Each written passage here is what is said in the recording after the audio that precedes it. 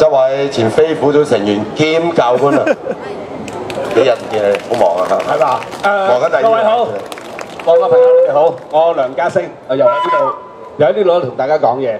咁啊，今日大家有冇喺屋企睇完睇過新聞先翻出嚟㗎？有冇人留意過今日嘅新聞啊？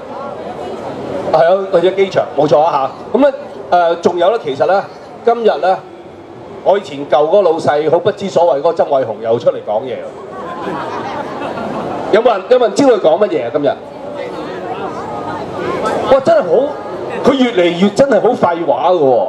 佢咧基本上咧，佢講咗兩樣嘢嘅，我唔知你哋明唔明啊？佢用咗幾分鐘去講。首先第一樣嘢，其實咧就係話警察咧會配合個執法令去執行呢個禁制令。講到呢度咯喎。咁咧跟住咧，佢用咗幾分鐘咧講一啲嘢咧，可能大家都唔知佢講乜嘢嘅。其實佢想講咩咧？就話如果喺個禁制令裏邊規定咗、寫明咗違反咗嘅嘢，佢哋去做。但係佢其實想講咧就話，如果喺呢個時候喺現場嘅人係干犯其他嘅法例嘅時候咧，亦都係賦予權力俾佢去做。其實你一路講，而家你明唔明我講咩先？其實就係話，如果你見到有其他嘅罪行發生，去執行啫嘛。使乜講咁多嘢？而家你明我講咩未啊？就係咁啦，佢亂晒龍，佢完全係唔知道點樣。其實我哋大家都知㗎，警察去依法執法，我哋係支持㗎，啱啱先？就係咁簡單啫嘛，你使乜講咁多嘢？原來又話點樣賦予你權力啊？點樣跟翻第幾條啊？哇！我諗真係冇人會明佢講乜嘢。好啦，第二樣嘢佢講嘅咧，我真係好拗頭嘅。今日我哋未有律師嚟，陣間我會問下佢。第二樣咧就係有記者問佢咧，就對於龍和道嗰7個差人打阿曾生嗰件事，佢就問佢答嘅方法咧就話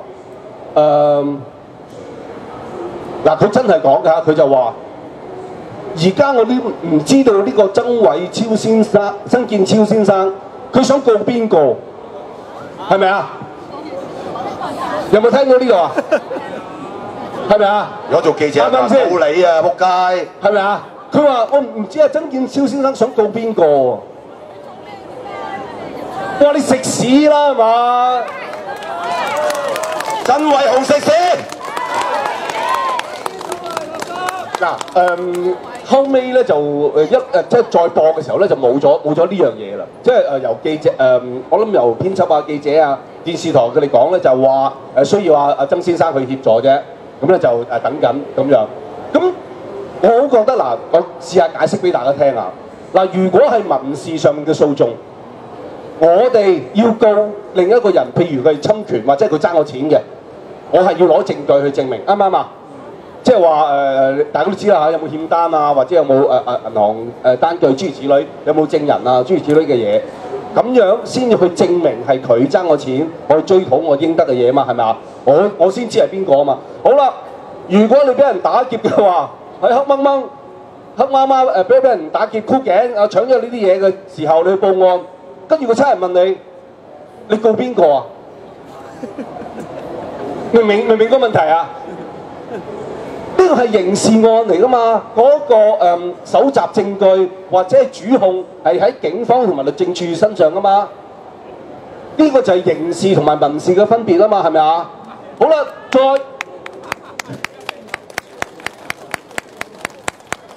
再落去咧，大家會好奇怪，黑掹掹，我俾你鎖住隻手喺個地下度，係咁拳打腳踢。我點知邊個用邊隻腳踢我，邊隻手打我啊，大佬？係咪好白痴㗎？而家呢啲人，做警務處長，佢可以講啲咁嘅説話出嚟嘅？大家明唔明我講咩先？係冇可能發生㗎嘛，啱唔啱啊？呢個就係刑事喺香港刑事罪嗰個檢控嘅程序同埋嗰個要點就係咁嘅。好啦，講到呢度咧。又講翻呢件事啦，其實呢排我諗大家都有可能會好似我咁又遇到咁嘅情況咧，就話喺你自己個圈子裏邊，無論你屋企人啊、朋友啊，或者你個群組裏邊都會有好多撕裂嘅情況出現，即係話有人會同你係唔同意見嘅，係咪啊？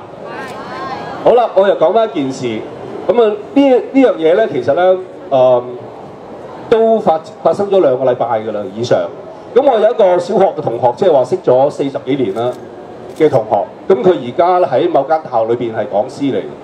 咁我一路我都好尊重即係讀得書嘅人，或者係尤其我哋啦嚇，我哋嗰啲屋仔屋村仔有乜可能會讀到咁嘅書啊？咁一路好尊重佢。咁但係咧有一日咧喺個 WhatsApp 裏邊咧，其實我哋都講咗幾次㗎啦，就唔好講呢啲嘢啦。大家唔好講啲嘢，因為咧大家明係話你説服唔到我，可能我亦都説服唔到你嘅。如果你有一個反對嘅立場，啱唔啱啊？所以咧我都係建議大家咧就係話除咗我哋睇呢件事個意見唔同啫，但係我哋可以做朋友噶嘛，係咪啊？我哋仲係可以做屋企人噶嘛，仲係可以做好好嘅朋友噶嘛，啱唔啱啊？好啦，咁其實喺度講咩咧？我哋講咗幾次咧，就話唔好提呢件事啦。但係咧有一個有個朋友啦，群組裏邊喺外國翻嚟，咁佢咧就去到佔領區裏邊咧，佢就同啲差人講：差人你哋做得好啊，我支持你。咁大家喺度講嘢啦，咁我都覺得係好嘅，我都答咗句好啱嘅。咁就表達自己嘅意思嚇，對辛苦嘅警務人員去支持，我覺得咁啱嘅。咁我答咗個好字。但係你跟住呢個人咧，佢講咗2句説話咧，我即刻笑佢老母啊！係咩咧？佢話我外國翻嚟呢個咧叫做阿眉姐，咁佢就話阿眉姐，你應該走埋嗰啲差人講。同啲差人講，我哋見唔到差人打人，我哋見到差人打狗咋。哇！講句咁嘅説話啦，真㗎嚇，真嘅，真人真事嘅。好啦，我即刻即刻爆出嚟就頭先講嗰4個字。大家明唔明當中嘅問題係點啊？大家諗一諗，唔止係一個喺道德上邊，即係。嗱，我逐樣同大家分析下。首先，一個咁嘅人啦，你夠膽你咪自己講咯，係咪啊？你做咩借人把口去講啫？第一個問題。第二，其實你係見到嗰啲嘢，明明你係見到㗎，你話見唔到啊？係咪啊？即係顛倒咗個是非，係咁樣嚇。咁再落去咧，我就話，如果設身處地。嗰個係你嘅朋友，嗰個係你屋企人，你會唔會咁講咧？又或者你都養狗㗎，你會唔會對隻狗咁樣打？係咪啊？我諗每一個養動物嘅人，你都唔會咁樣嘅，係攞支棍係咁中，係咁踢，膝撞、腳踢，係嘛？係冇可能你講句咁説話，咁跟住唔知佢再答咗句咧，我話我再一次小你老母。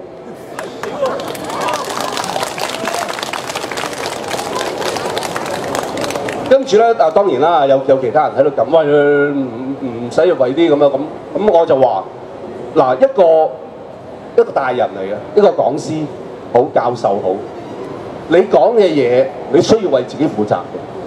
如果我攞翻頭先你講嗰啲説話去你學校裏邊，我睇你點樣面對啊嗱？啱唔啱先？即係唔係話一個有地位嘅人一定要負好大嘅責任？就算係我哋普通人，我哋講呢啲説話都冇可能咁樣去講出嚟㗎，係咪啊？冇良心啊！啱唔啱啊？冇良心啊！冇良心 ，OK。好啦，嗱呢件事咧，我好覺得咧就喺香港咧，一定會處理得好好嘅，唔係話就憑呢一個曾偉雄咧就可以隻手遮天就會冇晒事，因為香港始終都係一個法治嘅地方，我哋亦都相信有咁嘅法治嘅方法去制裁一啲犯法嘅人，啱唔啱啊？啱。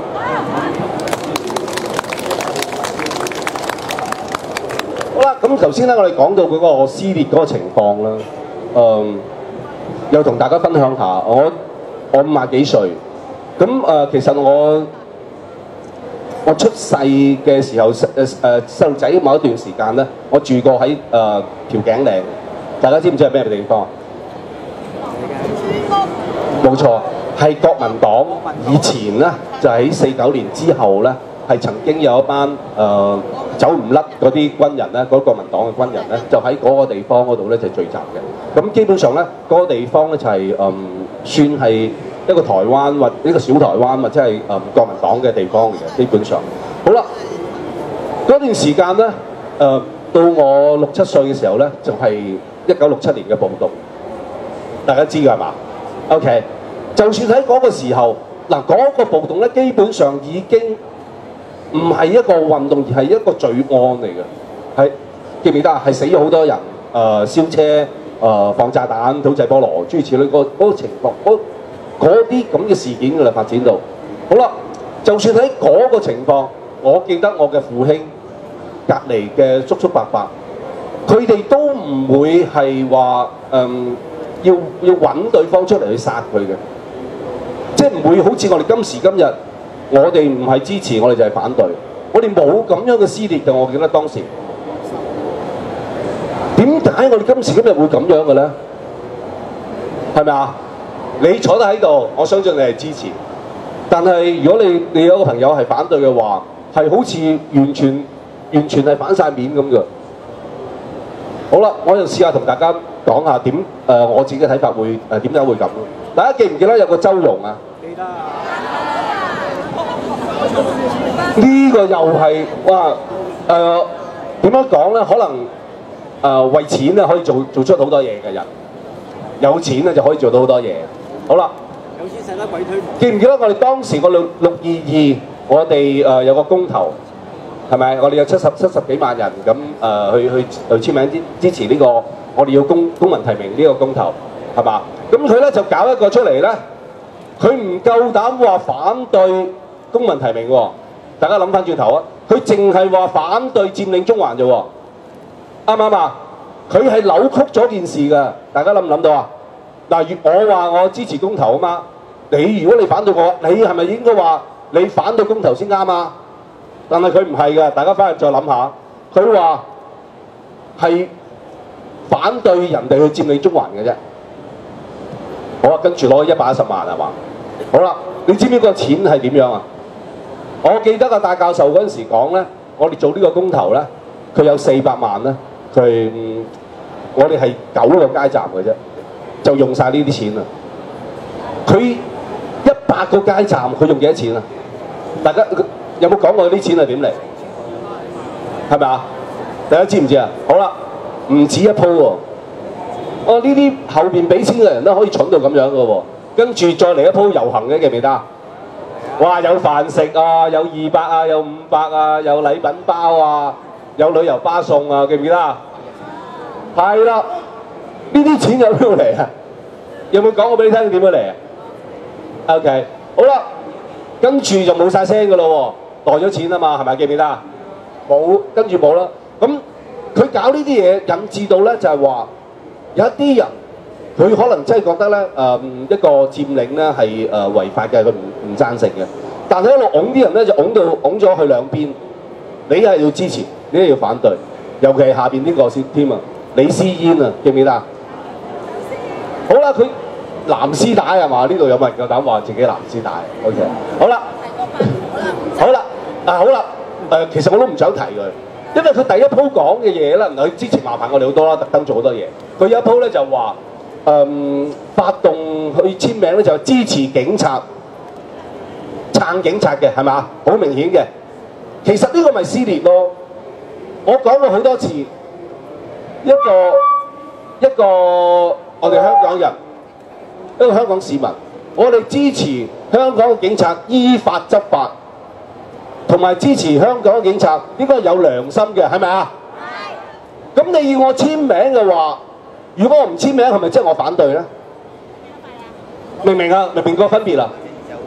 嗱，你簽名就係支持啊嘛，支持佢啊嘛。如果你唔簽名嘅話，係反對啊。呢個咪就又係咁樣引致到香港嘅撕裂，因為呢個係大是大非嚟㗎嘛，係咪啊？點解會咁樣咧？就係話呢啲咁嘅人，因為為咗錢咧，乜都做得出，就令到我哋尤其一啲唔係咁接觸時事嘅人，佢唔會明嘅話咧，就會令到佢撕裂咗咯。我唔知道將來用幾多時間先可以修補翻，但係呢啲咁嘅垃圾，大家要認清佢嘅面目啊！知唔知啊？好唔好啊？好，多謝。